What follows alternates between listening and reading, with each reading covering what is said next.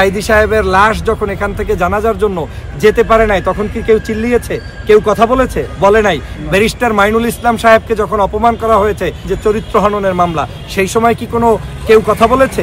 এই যে নারীবাদ, এই যে মুক্তিযোদ্ধাবাদ, এই যে অমুকবাদ তমুকবাদ, এগুলো তখনই হয় যখন আওয়ামী দোসরদের কোনো জায়গায় আঘাত লাগে কিংবা তাদের আত্মীয় স্বজন লাগে। একটু তদন্ত করে দেখবেন, এমনও হতে পারে এই ব্যক্তির নামে কোনো হত্যা মামলা আছে কিনা, এমনও হতে পারে লোকটা এত বেশি রিয়্যাক্ট করেছিল যেই রিয়্যাক্টগুলোর কারণে অন্য আরেকটি দলের কিংবা আদর্শের মানুষ কষ্ট পেয়েছে এতটা, যেই কষ্টটা জুতার মালা পর্যন্ত গিয়ে পৌঁছেছে। দেখেন, আমি বাংলাদেশের যে কোনো ফ্রিডম ফাইটারের অপমান কিংবা তাদেরকে অপদস্থ করা এটার পক্ষে না।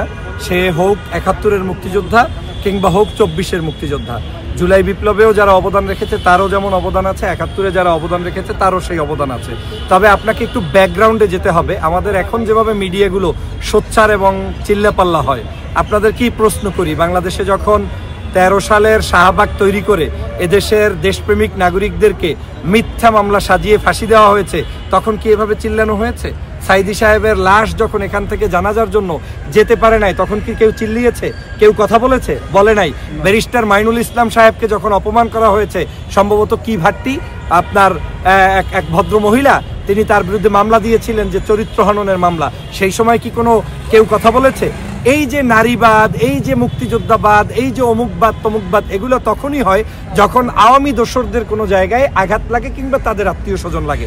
আমি সে কারণে বলছি, যে কোনো ব্যক্তিরই কাউকে অপমান করা, অপদস্থ করা, এটা কোনোভাবে কাম্য নয়। কিন্তু এই কাম্যর ইতিহাসটা সৃষ্টি করেছে আওয়ামী লীগ, ফ্যাসিবাদ এবং গত শেখ হাসিনা। সে কারণে মনে করি আপনি একটু তদন্ত করে দেখবেন, এমনও হতে পারে এই ব্যক্তির নামে কোনো হত্যা মামলা আছে কিনা, এমনও হতে পারে লোকটা এত বেশি রিয়্যাক্ট করেছিল যেই রিয়্যাক্টগুলোর কারণে অন্য আরেকটি দলের কিংবা আদর্শের মানুষ কষ্ট পেয়েছে এতটা, যেই কষ্টটা জুতার মালা পর্যন্ত গিয়ে পৌঁছেছে। কিন্তু এর মানে এই নয় যে আমি জুতার মালার পক্ষে। কিন্তু মানুষ কার কখন কোন জায়গায় হয়, আপনি উপস্থিত আছেন, এই 10 জনের মধ্যে 9 জন আমাকে ভালোবাসেন, একজন তো খারাপ বাসতেই পারে। তো সে একটা খারাপ আচরণ করলে সে কারণে 9 জন কিন্তু দায়ী নয়। আমি মনে করি এই জায়গাটাকে ধ্বংস করা হয়েছে। বাংলাদেশে যেহেতু বিচার বিভাগ ছিল না, বিচার বিভাগের স্বাধীনতা ছিল না, বাংলাদেশে যেহেতু আইন ছিল না, প্রশাসনিক কোনো কাঠামো ছিল না, সব ছিল এক কেন্দ্রিক, শেখ হাসিনা কেন্দ্রিক, সে কারণেই এই কাহিনীগুলো বারবার হচ্ছে। কিন্তু এখন যা হচ্ছে এটা একেবারে আওয়ামী লীগের আমলের তুলনায় এক ফোঁটা পানির মতো, এক গ্লাস দুধের মধ্যে সেরকম কাজ হচ্ছে। কারণ এখানে কিন্তু ওই আওয়ামী লীগের আমলের সমস্ত দুধের গ্লাসটাই ছিল অপকর্মে ভরপুর। আর এখন হয়তো আপনার কাছে একটু ছোটখাটো বিষয় আসছে, এটা আমি মনে করি আগামীতে যখন আইনের শাসন আরো প্রতিষ্ঠিত হবে তখন এই জিনিসগুলো রিকভারি হবে। তারপরেও আমি একজন মুক্তিযোদ্ধার, যে কোনো ব্যক্তির, সে বয়োজ্যেষ্ঠ ব্যক্তি, তার সম্মান কামনা করি এবং বাংলাদেশের প্রত্যেকটি নাগরিকের নিশ্চয়তা চাই যে যাতে করে তারা সুন্দরভাবে বাঁচতে পারে, সুন্দরভাবে চলতে পারে এবং এই সমাজে তারা ভূমিকা পালন করতে পারে, সেটা আমাদের করতে হবে। আর একটা জিনিস আপনাদেরকে বলি, যদিও 2-1 দিনের মধ্যে আপনারা পেয়েও যাবেন, এটা আর একটা ষড়যন্ত্র কিনা কোনো একটা দল, কোনো একটা মতের মানুষদেরকে দাবিয়ে রাখার জন্য কিংবা জনপ্রিয়তাকে বিতর্কিত করার জন্য, আমার কাছে এটাও মনে হতে পারে। এই মুক্তিযোদ্ধা ইস্যু টিস্যু, এগুলো ইস্যু হচ্ছে আওয়ামী লীগের বিভিন্ন বানানো নামকাওস্তের ইতিহাস। আপনি জানেন যে 2000 ভুয়া মুক্তিযোদ্ধা শেখ হাসিনার আমলে ছিল, কই তারা? এরপরে কিন্তু আর সাহস করে মুক্তিযোদ্ধার তালিকাই করতে পারলো না। জিজ্ঞেস করা হয়েছে রাজাকারের তালিকা করো, ওকে বলে যে এগুলা করতে গেলে আপনার ওই ওদেরই সম্ভবত মুজাম্মেল সাহেব না মোকাম্মেল, তিনি ছিলেন, হ্যাঁ মুক্তিযোদ্ধা মন্ত্রী ছিলেন, তিনি বললেন যখনই কারো নাম খুঁজি কেউ না কেউ আমার আত্মীয় না হয় আরেকজনের আত্মীয় সুপারিশ আসে, আর নাম করতে পারলাম না। তার মানে যখন সাইদির ফাঁসি লাগলো, গোলাম আজমের বিচার লাগলো, আপনার কাদের মোল্লা কিংবা নিজামী কিংবা আমাদের কি বলে আপনার সালাউদ্দিন কাদের চৌধুরীকে ফাঁসি দেওয়া লাগলো, তখন ঠিকই সবগুলো জায়েজ হইয়া একেবারে বিনা বিচারে মামলা টামলা দিয়ে আপনি করে ফেললেন, আর তারপরে আপনার আর কাউকে খুঁজে পাওয়া যায় না। তার মানে আমরা আগেও বলেছিলাম, আমি যখন বিদেশ থেকে কথা বলতাম তখন বলতাম যে এগুলো আওয়ামী লীগের মধ্যে সবচাইতে রাজাকারের সংখ্যা বেশি। মুক্তিযোদ্ধার দল আওয়ামী লীগ না, স্বাধীনতার সময় তারা ছিল না, এই দেশের স্বাধীনতা তারা বিশ্বাস করে না। যদি করে তাহলে আপনাকে একটা প্রশ্ন করি, মোদি, নরেন্দ্র মোদি যে একজন খুনি এবং কসাই, তিনি যখন ভারতে বসে আমার 16ই ডিসেম্বরের বিজয় দিবসকে অস্বীকার করে বললেন এটা ভারত পাকিস্তানের যুদ্ধ, বাংলাদেশ নামটাই আনলেন না। আপনাকে জিজ্ঞাসা করি, আওয়ামী লীগের কোন লোক কি একটা প্রতিবাদ করছে? কোন জায়গায় মিছিল দেখছেন, সেমিনার করছে, সিম্পোজিয়াম করছে? সমগ্র বাংলাদেশের প্রত্যেকটি রাজনৈতিক দল তার এই বক্তব্যের বিরোধিতা করছে, কিন্তু একমাত্র আওয়ামী লীগ করে না। তার মানে কি দাঁড়ালো? আওয়ামী লীগ মূলত বাংলাদেশের স্বাধীনতাই বিশ্বাস করে না। আওয়ামী লীগ মূলত আমার এই জন্মভূমিটাকেই চায় না। তারা চায় যে কোনো মূল্যে ভারতের কররাজ্য থাকবো, ওই দেশের একজন মুখ্যমন্ত্রী হিসেবে শেখ হাসিনা দায়িত্ব পালন করবেন। অতএব এই ধরনের মুক্তিযোদ্ধা না, এইসব বিতর্ক আর এই সোনার বাংলাদেশে আনিয়েন না।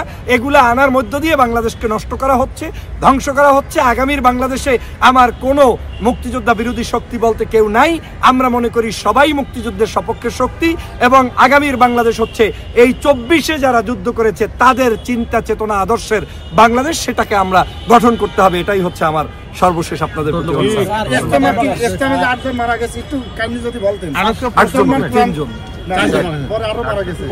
বলছিল 3 মিনিট 4 মিনিট পার হয়ে গেছে। আমি বিশ্ব ইজতেমার একজন ভক্ত। আমি বিশ্ব ইজতেমার কারণে বাংলাদেশের কোনো লস নাই।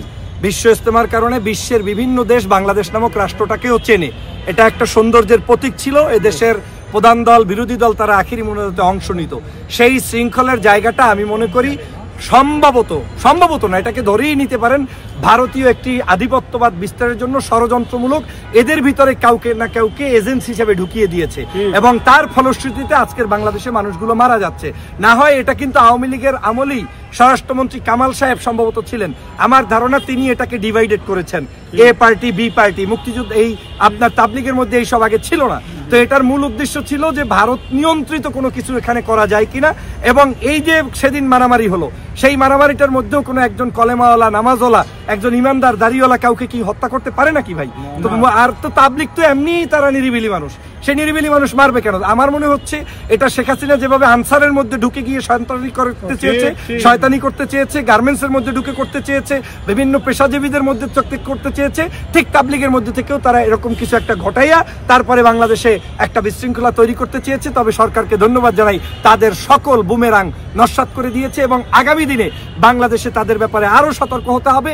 প্রয়োজনে সমগ্র জায়গায় হেলিকপ্টারের টহল দিয়ে, নিরাপত্তা দিয়ে তারপরে ইজতেমা করতে হবে। কোনো ছোটখাটো ভাবনা করে তাদেরকে মাঠে ছেড়ে দিলে আপনার শেখ হাসিনা ওখানে আবার ওই আনসার বিডিআরদের মতোই ঢুকে গিয়ে আপনাকে, আমাকে, সাধারণ মানুষদেরকে হত্যা করবে। এটাই হচ্ছে আমার প্রাপ্তি। তবে আলেমদের প্রতি, দেশবাসীর প্রতি উদাত্ত আহ্বান, ধর্মীয় যে কোনো কার্যক্রমে যারাই বিতর্কিত করুক, এটা আমাদের ধর্মীয় ব্যক্তিদের জন্য মানিজ্যত নষ্ট করে, এটা আমাদের সম্মান নষ্ট করে। বহির্বিশ্বে এটাকে মুসলমানরা খারাপ হিসেবে উপস্থাপিত হয়। এই ধরনের ষড়যন্ত্র থেকে নিজেরাও বেঁচে থাকবেন এবং অনৈক্যের পথ পরিহার করে ঐক্যবদ্ধভাবে চলবেন। না, এটা নিয়ে আমার কোনো মত নাই। বাংলাদেশের প্রত্যেকটি মানুষের আদর্শ, কোনোদিনই একটা জিনিস অনৈক্য হয়ে গেলে ওইটা আর ঐক্য হয় বলে আমার মনে হয় না। অতএব দোকান একটা খুললে পাশে আর একটা খুললে ওই দোকান বন্ধ কোনোদিন হয় বলে আমার মনে হয় না, দোকান বাড়তে থাকে। অতএব আমি 2 পর্বে চাওয়ার কথা না, আমার কথা হচ্ছে যে এটা ঐক্য কিভাবে হবে না হবে এটা